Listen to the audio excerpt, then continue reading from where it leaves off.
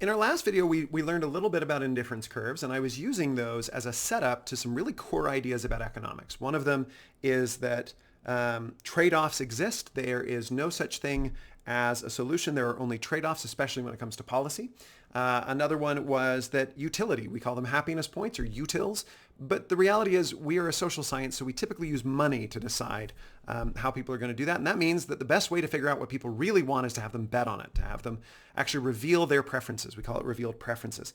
The last one is that models matter, and we use them even though they're imperfect.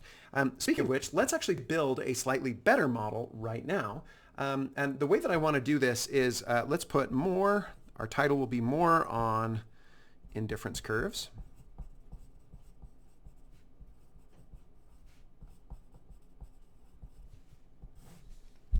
Okay, and what I'd like to do to start is this. I need to turn off, give me 1 second, I need to turn off my screensaver. Okay, now that the screensaver is fixed, let's define a few new terms that are going to matter a lot in just a minute. So the vocab words for today are going to be substitute, complement,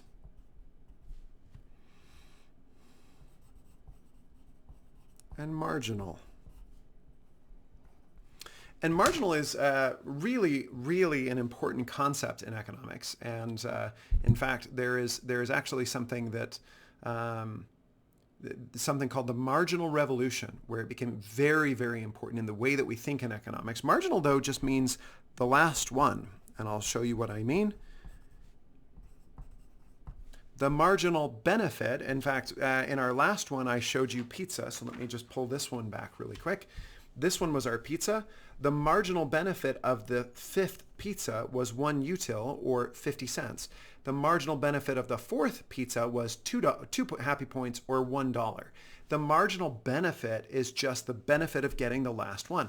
You can do the same with marginal cost. You can do the same with the marginal benefit. That's what marginal means. Substitutes and complements are kind of reverse ideas, and instead of giving a definition, I'm going to give an example of both of them. 2 ketchups are substitutes. I'll give you an example. Heinz ketchup. Actually, I don't now. I need to look up a ketchup brand. Let me see if I can find a ketchup brand here.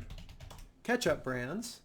And it looks like I have, okay, we've got Heinz, we've got Hunt's. So if I drag this over, and I don't know if you're in the same boat, maybe you and I are different, but here is my different kinds of ketchups. I do not notice the difference between ketchup brands. They are, in my mind, perfect substitutes because they are so similar that I don't even notice the difference. Okay, so that is an example that we might use of perfect substitutes. On the other hand, there are things that are called complements, and complements are more like left shoe, right shoe. And what I mean by this is I only really get value if I get to have some of both. I don't like just having left shoes. Nobody goes and buys just left shoes. We want left shoes and right shoes. On the other hand, ketchups are totally interchangeable between one another. And by the way, I've given examples of what we would call perfect substitutes and perfect complements. But you can have imperfect substitutes as well. So I'll give you another example. Let's say that, and this is actually real in my house. I'll give another example here. Let's say that we have hot dog buns, but we run out of hot dog buns. And so what do my kids use? Well, what we always tend to use is we get a regular piece of white bread and we just put the hot dog in the middle of it. Now that might sound a little weird, but we have little kids and we run out of things all the time, and that's how we keep ourselves sane. So when I run out of hot dog buns and I go straight to white bread, that's not a big deal. That's called a substitute.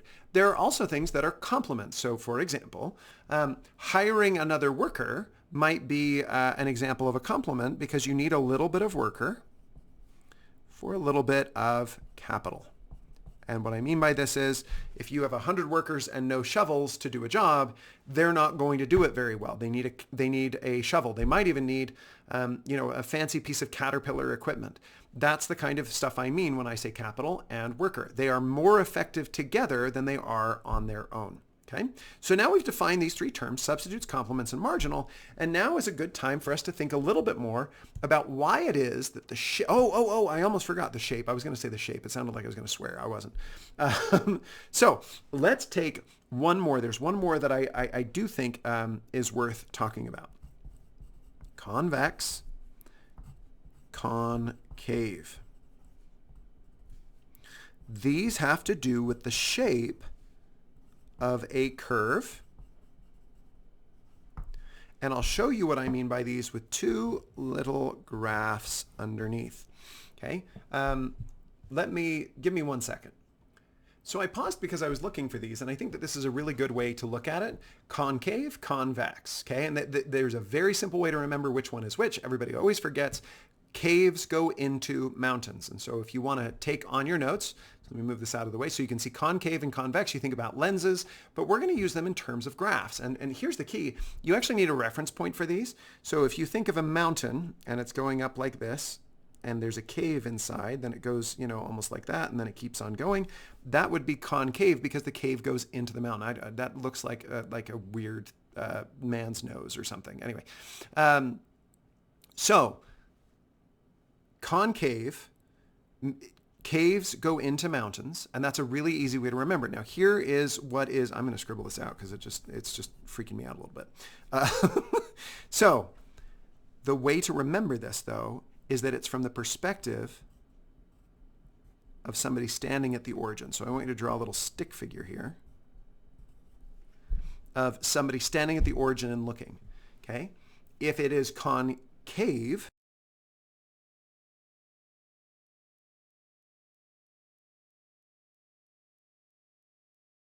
about convex and concave to the origin, to the perspective of somebody sitting down here. So go ahead and think about that for 1 second and we'll come back. I was actually just double checking to make sure that I'm right on this, and I am. So convex to the origin means that if you're standing there, it is bulging out towards you. So this is what we saw with indifference curves earlier. They are convex to the origin. Concave to the origin would be bulging out away from you, like so. So that is convex and concave. And then, of course, hopefully you already know about this. I won't define it, but you should know that linear just means a straight line between 2 points. You can draw that with a straight edge or a ruler, and it would be linear to somebody who is standing at the origin, or frankly, somebody standing outside the origin. So those are our vocab words. Now let's actually build a couple more indifference curves, and I think that this will be helpful for you. And then we can dive into what I think are some really interesting and fun, juicy things that we can learn about from indifference curves. So again, this is the graph that we were going to start on last time. Let's imagine hot dogs and pizza. Okay, and let's imagine that this is an indifference curve, and so I find out that I can do 5 hot dogs or 0 pizzas, or I can do 5 pizzas or 0 hot dogs. Well, if you went around and asked a whole bunch of people, I think what you would find is that more people, and this is kind of an interesting little indifference curve law, people prefer diversity of goods. So what I mean by this is, remember in the last one we talked about how each time we eat an ice cream, we get a little bit less utility out of it. That's a law that we're going to actually talk about. And because of that law, in fact, let's just define it here. It's called the law of decreasing marginal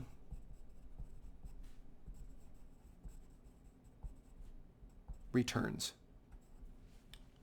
And all it means is that every time I take an ice cream and I enjoy my ice cream, it's worth a little bit less to me each time I get another ice cream. The first one is worth more, and the 15th one I'm not even going to want anymore because I'm too full. And that's kind of a law across economics. So the law of decreasing marginal returns is that I buy one and I get a lot of benefit. I buy the second one, I get a little bit less. I buy the third one, I get a little bit less. And what that ends up doing every time is that leads to this rule down here, that people prefer a diversity of goods. So let me give you an example. Let's say that I could get 20 hot dogs or I could get 20 pizzas. Well, if I'm out at the park with my family and I can get 20 pizzas, for me, just for me, I'm not going to want 20 pizzas. I might want 5 at best. I'm not going to want 20 hot dogs. I'm probably going to want some combination. In fact, you can see this even more clearly if we do something like soda and pizza. I'm not going to want 5 sodas or 5 pizzas. I'm probably going to prefer 2 sodas and 2 pizzas. And here's what's really cool about that. If you do that over time, again and again, you will see that the indifference curves mean this. I could get 10 pizzas or I could get 10 sodas, but honestly, I'd be happiest with 4 pizzas and 3 sodas or something like that. So the shape of this curve means that I prefer, that's the indifference curve law, I prefer a diversity of goods. I am just as happy here as I am way up here or way up here. And so most of the time, we're going to be purchasing somewhere right down here. And that's really cool and really exciting. And so that is the key takeaway from this. Now, I want you to imagine that we actually were to draw 2 other graphs down here. Let's actually go ahead and do it. Okay, and let's do ketchup and a different brand of ketchup. Okay. So first of all, some of you are ketchup snobs, so this doesn't apply to you. If you're like, no, I only take fancy ketchup, then that's fine. But for the rest of us, our curve is going to look linear and exactly straight in between the two. This is the curve of an indifference curve for perfect substitutes. Now, this is obvious to me because I've done this for a few years, and I'm debating, do I want to draw a table and actually show you ketchup 1 versus ketchup 2? But I hope that what you are seeing is that it would be, I could have 8 and 8, or I could have 9 and 7, or 7 and 9, or 0 and 16. My point is that if you actually draw this out, you don't care how many bundles of ketchup you have because they're basically identical to each other. Okay? And so my point with this is if you actually graph this, if you set up, there's ketchup brand 1, ketchup brand 2, and you really don't care between the two of them, it will always end up looking like this. Okay? Now, let's think about perfect complements.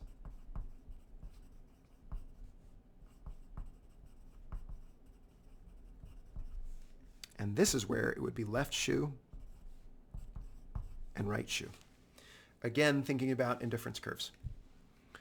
This is going to look a little funky, and I want to show you why.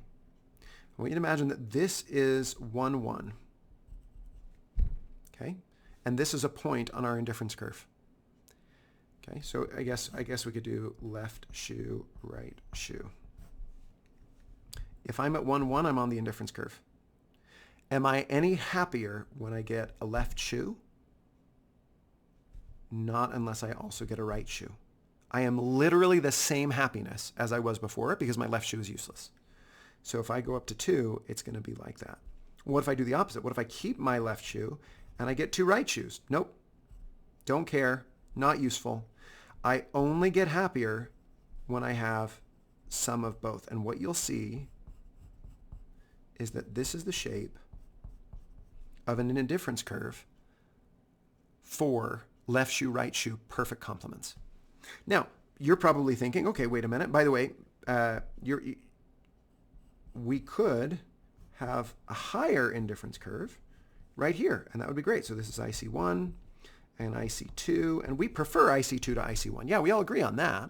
I would much rather have 2 left shoes and 2 right shoes that are brand new rather than just 1 left shoe and right shoe that are brand new.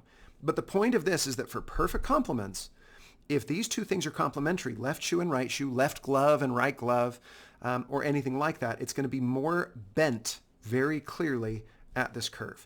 And you can think of lots and lots of good examples. By the way, if you have time, what I would love for you to do is find a few examples of perfect substitutes, and a few examples of perfect complements in this space, so you can write them out and understand how they work.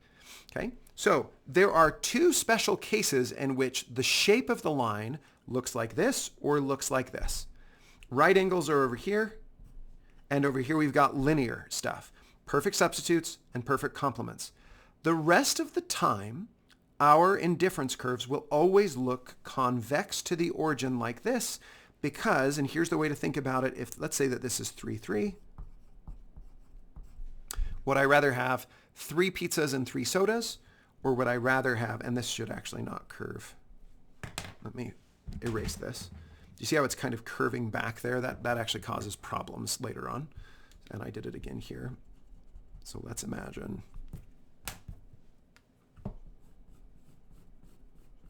that it's something more like that. Okay. If I could choose 3 and 3 or 9 and 1, would you rather have 9 pizzas and 1 soda, 9 sodas and 1 pizza, or 3 of each? And as it turns out, most people agree on this. Most people would say, I need something in between. I will be happier with 3 and 3 than either 9 and 1 or 1 and 9. And that is really cool, because what that means is that is why